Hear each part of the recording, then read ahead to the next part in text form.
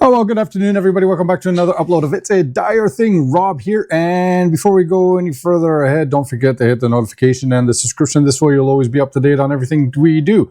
So today we are going to kind of go over the new launch that just happened 72 hours ago in regards to the MT-07 for 2025. Now, before we go any to details, it's right now it's only launched in Europe. So I am going to be kind of taking screen views and stuff like that, and we're going to discuss it from the Yamaha Motor Netherlands website. So it has not reached North America yet. I'm saying yet because I'm hoping it is going to come. But you know what? Let's kind of go over the pretty interesting, and I think is going to be a mega plus, very well accepted changes, and I do hope that we do see it for North America. So let's get into it.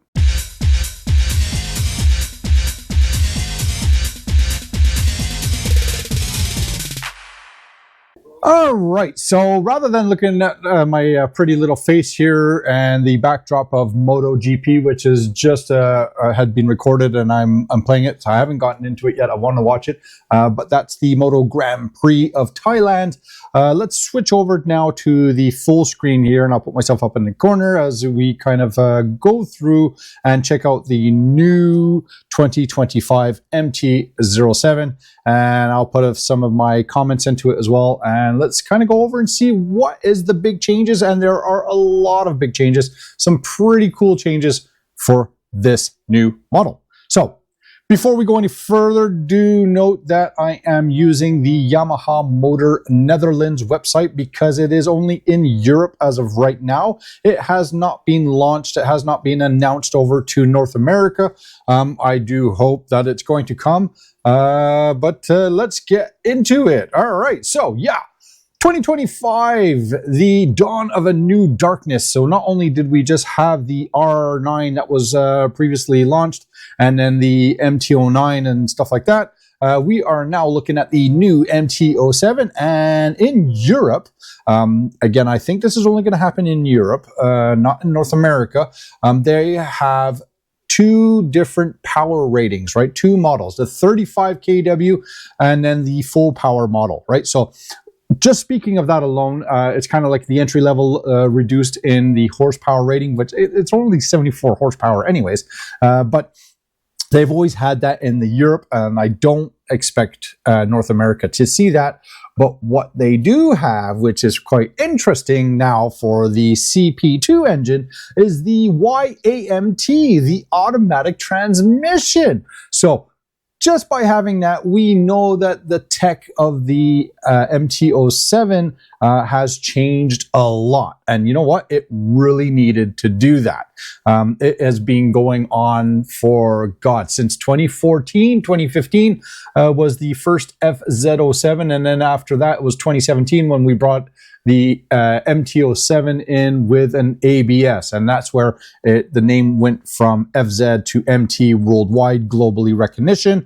But other than that, the engine and anything in the tech and all that had never changed, never. So it was really getting old and kind of outdated. So kudos on Yamaha for bringing that up to speed. And let's get a closer look of everything of what we got. So it is coming in 3 colors as of 2025. So we still have our traditional tactical black, or the satin black, matte black, whatever you want to call it. They call it the tech black, which is kind of like a semi-gloss, but not, which is really nice. I think it first introduced was in 2019 with the MT09, which is what I had, and I really like it.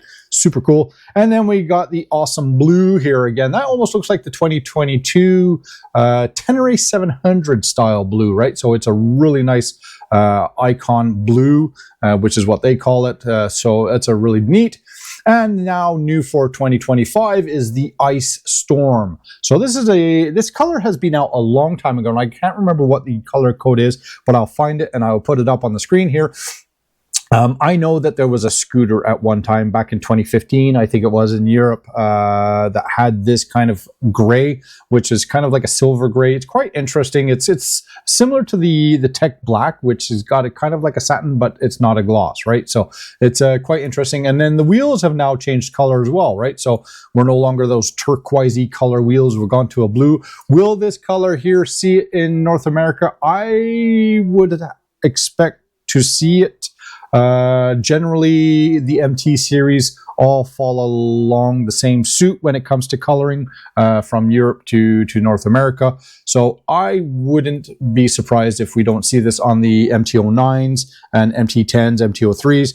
Those will be, I think there's an announcement, a launch or an update that's going to be happening close in early November, generally is around the time for that. So yeah, we now have Yamaha now has two different models when it comes to the transmission, which is really interesting. So we got the automatic transmission. Let's kind of get into further details into that. So same as what the Tracer 9 in Europe did. No, not even yet. I don't think so. No, it was the MT09. I don't know if the Tracer 9 has come into it yet. And no, I'm not saying anything that I know anything. So, my mistake. I think it was only on the MT09 that had the Y-AMT, which was the automatic transmission, which is with the finger clicker. So you can kind of turn it into a manual where you can actually change the gears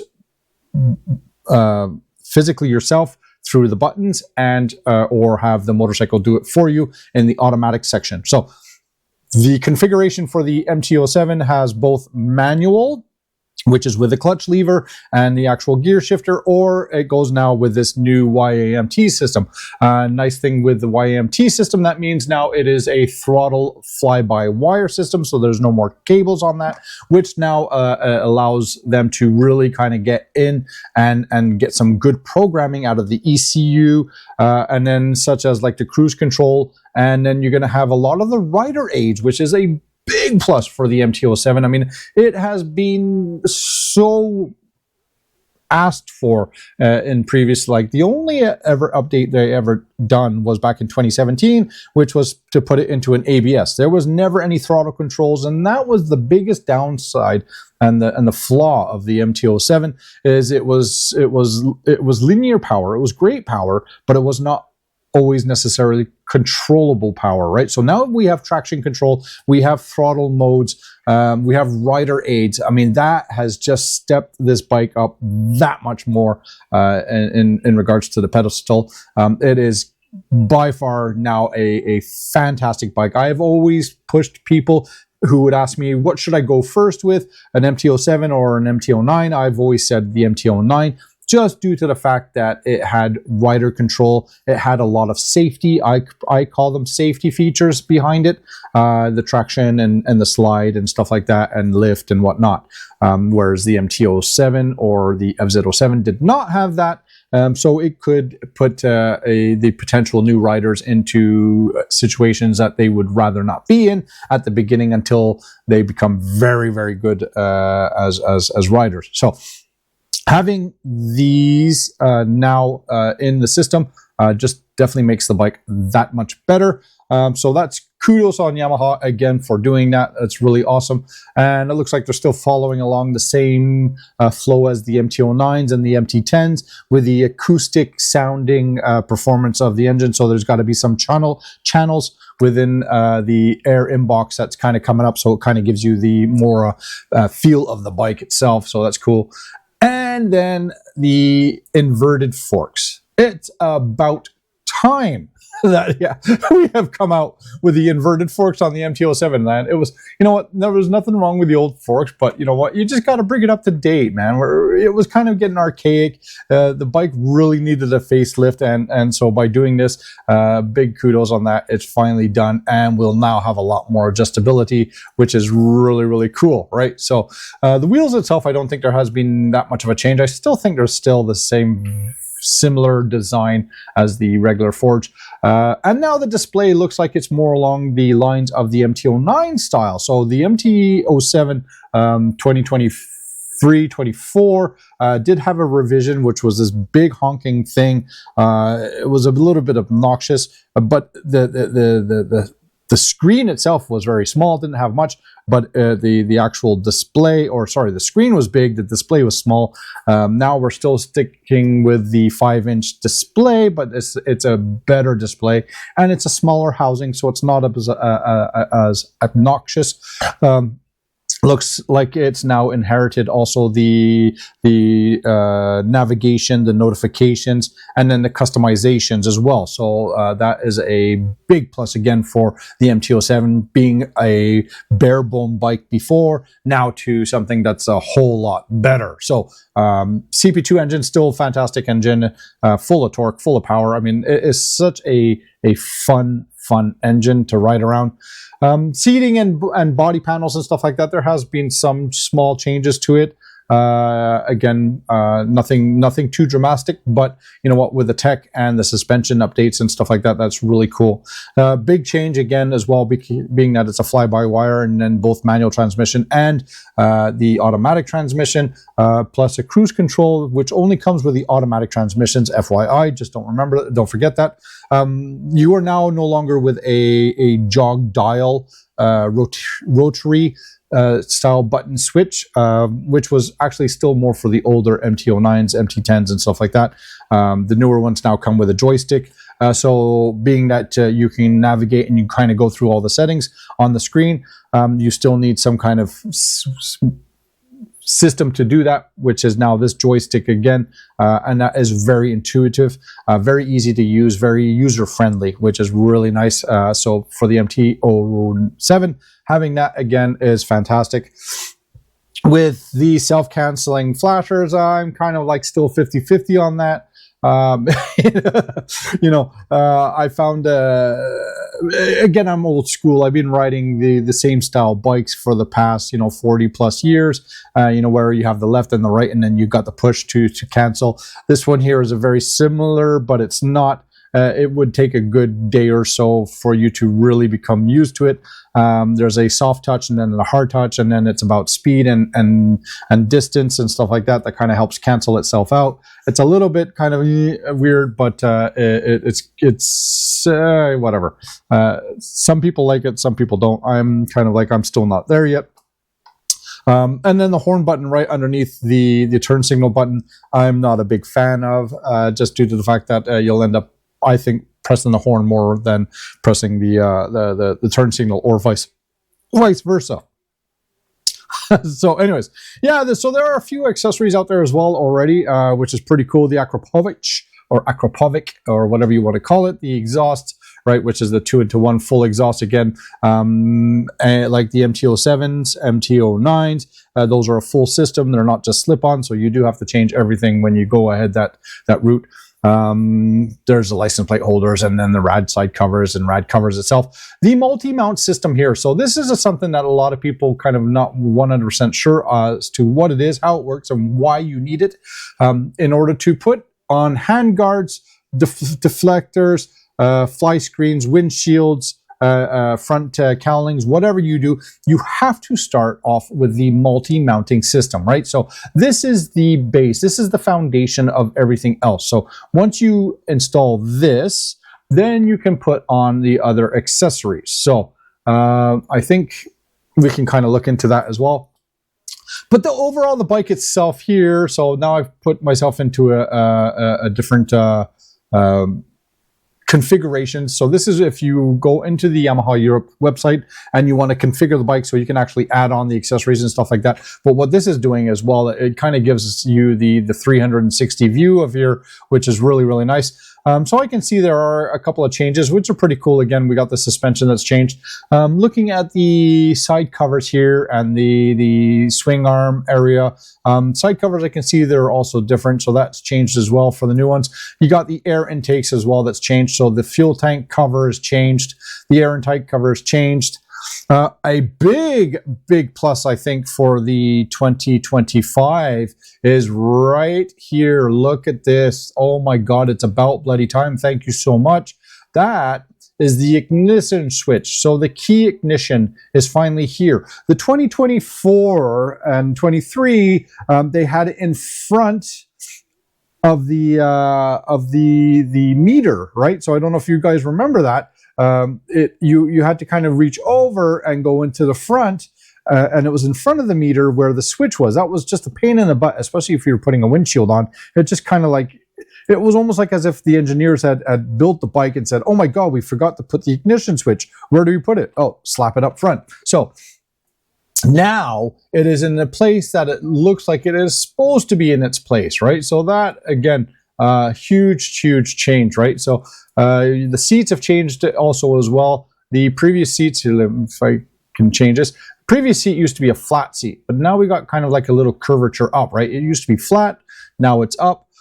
So I think that's going to definitely be a lot more comfort for the rider itself. And then the pad itself, the pillion pad, is definitely much different as well. Not super much, but it is definitely different in regards to the design. So hopefully, yeah, we'll get to see some updates. We'll get to see some news coming in the short few weeks ahead. By November, I would expect us to hear something, at least what's going to happen for North America.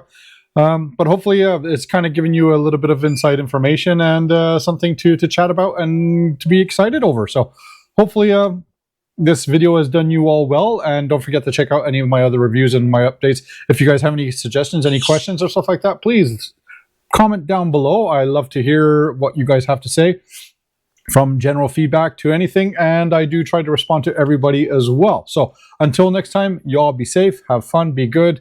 And as we're in the season end here, October 26th, getting a little bit too cold to ride. We only have maybe a few days here and there that come out and are nice, but hopefully we'll continue to do some stuff and to continue to upload. But until next time, y'all be good, be safe, have fun, take care, don't forget, keep it covered. All right, bye.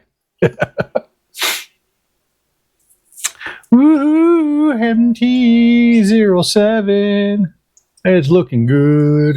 Not bad at all though, eh? Not bad. So, oh yeah, if we go into protective parts here, so yeah, knuckle guards and stuff like that. So that's what I'm talking about here. If you're going to go with the knuckle guards like this, you do have to have that multi-base mount system. So screens, if you go into the screens, this is where you're going to go with the multi-mount system, which you have to have because the knuckle set does install onto it, right? So that kind of gives you an idea as to what it's going to look like. So plus, and then with a fly screen, we're gonna do a plus. So there we go. That works on with that. Every time I do that now, it gets all buggy, gets all laggy. Whatever. Comfort. What do we got? Oh, some new seats. Stickers, we don't need stickers. Functions, what do we got? Chain protector, license plate holder, USB mounting bracket. Oh, so it doesn't come with a USB standard set. So unfortunately, all right, whatever. Quick shift, again, that is for the manual transmission. Cosmetics, whatever, all right. So bling blings and knicks. Again, we're not really talking about the accessories here because North America and Europe don't always follow the same line of accessories, so we'll have to see. We'll talk about that when that's announced. So all right, take care guys, bye bye.